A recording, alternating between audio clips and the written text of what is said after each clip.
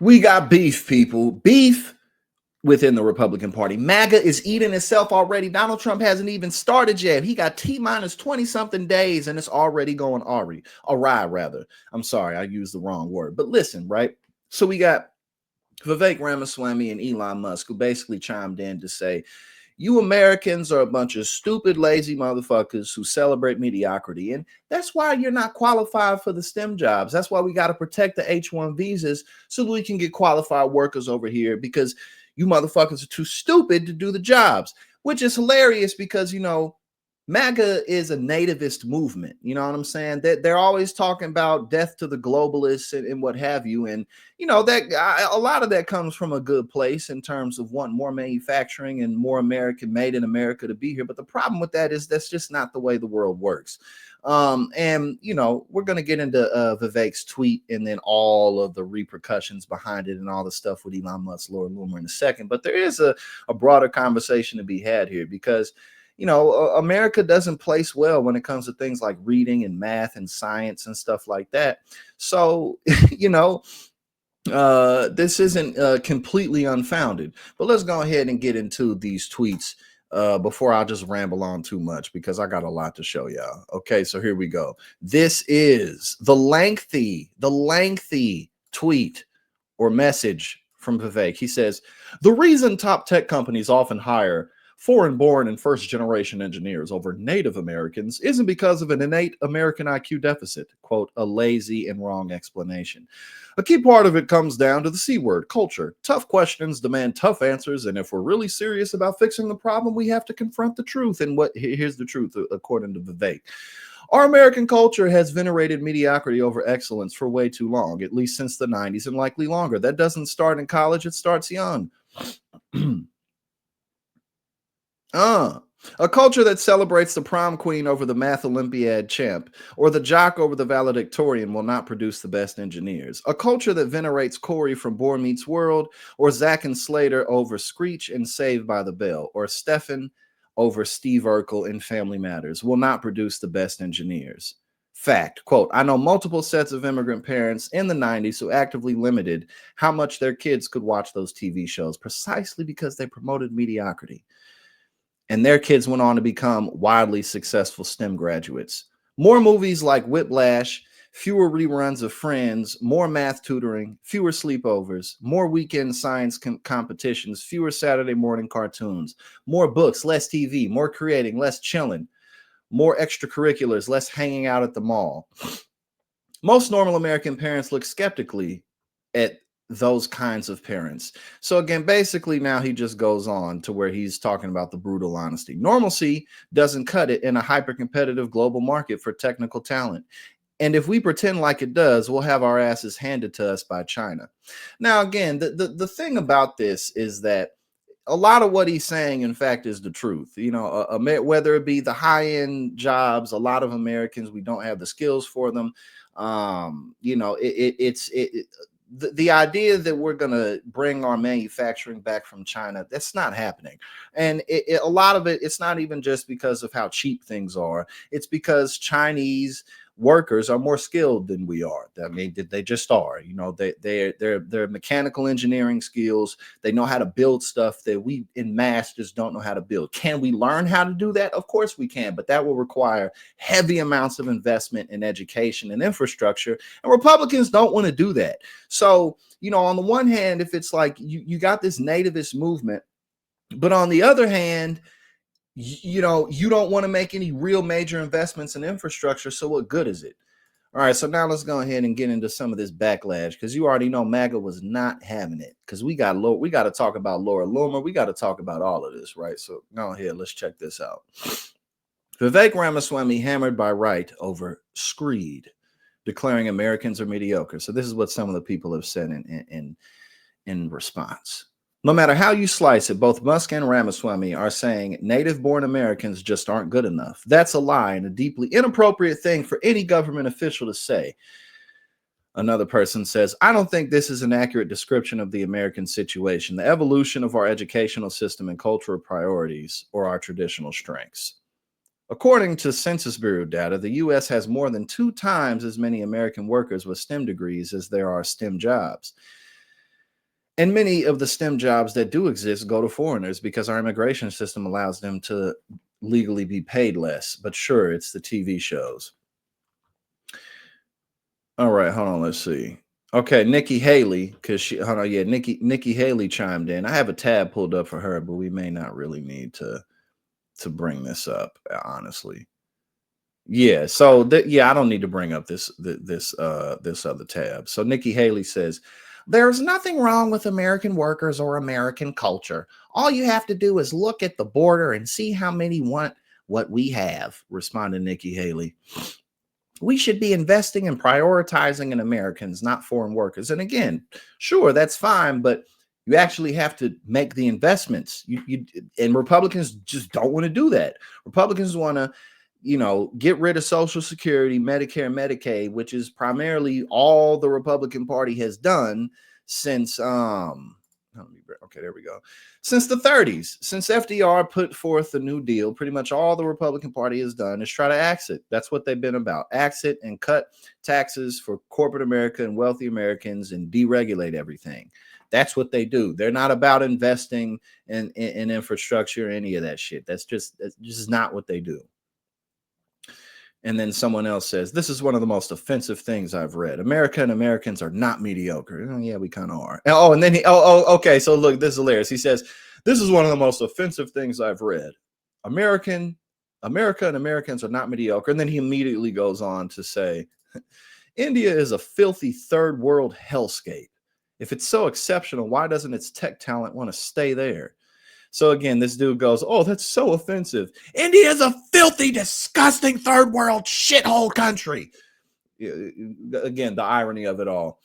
And, just more people going on and on. But yeah, now people have been going crazy. We got Cat Turd, which is a major right wing uh, um, Twitter account. "Do I really need to start listing American inventors and what the world wouldn't have without us?" And then someone else goes on to say, here, I'll read it on Twitter. "What's so infuriating about this is that our economy is already a massive upward transfer of wealth from people who work with their hands for a living to rich, successful mediocrities in the knowledge industry. Yet Vivek is blaming the losers of this very intentional scheme for their own downward mobility, accusing them of venerating mediocrity and advocating replacing them with immigrants. It's totally backward and utterly appalling." Well, and again, I mean, there's a lot to say too about MAGA don't want Vivek's brown ass in there in the first place. So yeah, I mean, people were not having it. People were definitely were not having it. So now, hold on, we got a few more of these tabs. We got Elon Musk, and then we got to talk about Laura Loomer. So we got Elon Musk. He's under fire because of some posts that he agreed with, and he's censoring Laura Loomer because Elon Musk, he bought Twitter for free speech and democracy, which is obviously a bunch of BS. And it but he still censors and blocks people and messes with their accounts if you question him. So that's never what it's been about. Twitter is just Elon Musk's personal empowerment tool. Elon Musk agrees with posts that calls Americans retarded amid MAGA civil war.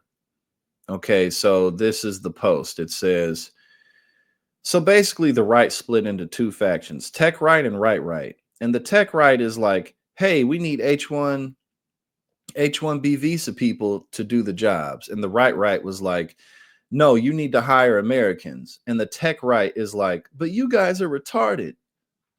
And hold on, what does this say? I got to bring it out to see the rest of it. The rest of the tweet says, and the tech right is like, you can't out train being retarded. And while all this was going on, we learned some people really don't like Indians. And then Elon Musk reposted it, and he was like, this pretty much sums it up. This was eye-opening. Again, Elon Musk and Vivek Ramaswamy saying, you Americans are a bunch of stupid motherfuckers. All right, we got more here. We got Vivek getting roasted, but we don't really need to go through all of this because now we got to get into Laura Loomer. Elon Musk. Hold on, yeah. So we got, yeah, okay. First, before we get into Laura Loomer, let's check this out. We got Scott Jennings, who's a CNN contributor, and he is like making a little fun of Vivek, saying, "Oh, someone got stuffed in a locker." All right, let's see. Okay, so here's his post. He says the reason top tech companies often hire foreign-born and first-generation engineers over Native Americans isn't because of an innate American IQ deficit, a lazy, wrong explanation. A key part of it comes down to the C word, culture, a culture that celebrates the prom queen over the math Olympiad champ or the jock over the valedictorian will not produce the best engineers. Sounds a little embittered, maybe. Is it American culture that's the problem? Somebody got stuffed in a locker. I'm not going to say who. Look, I think there's a way to solve this and talk about this that doesn't denigrate all of American culture. I mean, I'm now understanding more and more how he got 100 votes in Iowa or whatever it was he got during the Iowa caucus. The reality is, and Elon, by the way, clarified or further explained his position later and was talking about saying, I want to bring in the top 0.1% of engineering talent from around the world. It's like bringing in a Jokic or a Wembyana to help your whole team if you want to make a comparison to the NBA. So I think we can bring in the absolute top talent from around the world and at the same time not insult the rest of the United States of America and our culture and the way we do things here, and also lift up the American students who have the talent and who have the interest and put them in the right educational opportunities. I think what he did today was to overtalk it. A lot of MAGA people are not happy. A lot of Republicans are not happy. And this is why Donald Trump's in the Oval Office. And he's boom. So Scott Jennings with a little shade, you know what I'm saying? And now let's listen to Laura Loomer. This was her. Let's see. Yeah, this was her with Steve Bannon. So let's see what she had to say with Steve Bannon. Hold on, let's check this out. All right, here we go. So I also have a problem with his ties to China. Okay, I really do feel that it's inappropriate for a guy who is being funded by, well, you know, he's closely aligned with Xi Jinping and Li Qiang of the CCP. They support his Shanghai Gigafactory. Why does this guy have unfettered access to President Trump? And what are the national security implications of this? I know that you've spoken out about this, and we really need to have an honest conversation about this. At what point do we say, thank you so much for supporting President Trump and donating to his ground game, but these conflicts are inappropriate and they're going to create potential controversy for President Trump and his nominees in the Trump administration? We need to have an honest conversation about this that isn't blinded by people's love fest for a technocratic billionaire. We need to protect President Trump from these conflicts. The guys that are going in to advise on tech are openly tweeting about their investment portfolios in Palantir while they're appointing all of their Palantir associates to serve in the Trump administration. These are inappropriate conflicts that we would be criticizing the Democrats for, and we need to have the same standards. We need to have the same standards. Laura Loomer talking about, so we need to be principled. We got to be principled with our bullshit. I guess she's right.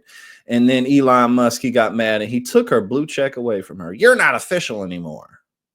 You're not verified anymore. So after Laura Loomer was going at it, hold on, she said, how is it America first to let Indians replace America's top talent? And that's pretty much where it all went. And you can imagine the rest of the vile garbage that she spewed because, you know, it's Laura Loomer.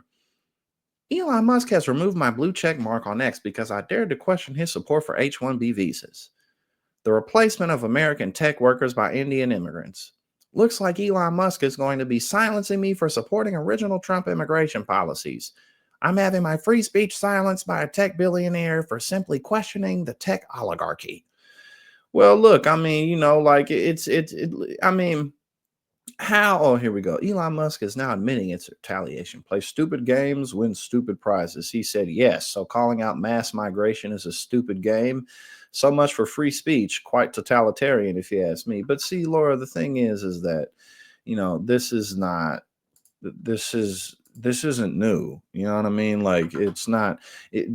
Elon Musk has been making Twitter worse since he got there. They've lost over 80% of their advertisers, and it's just a cesspool of white supremacy and Nazi bullshit and right-wing BS. That's what Twitter has become.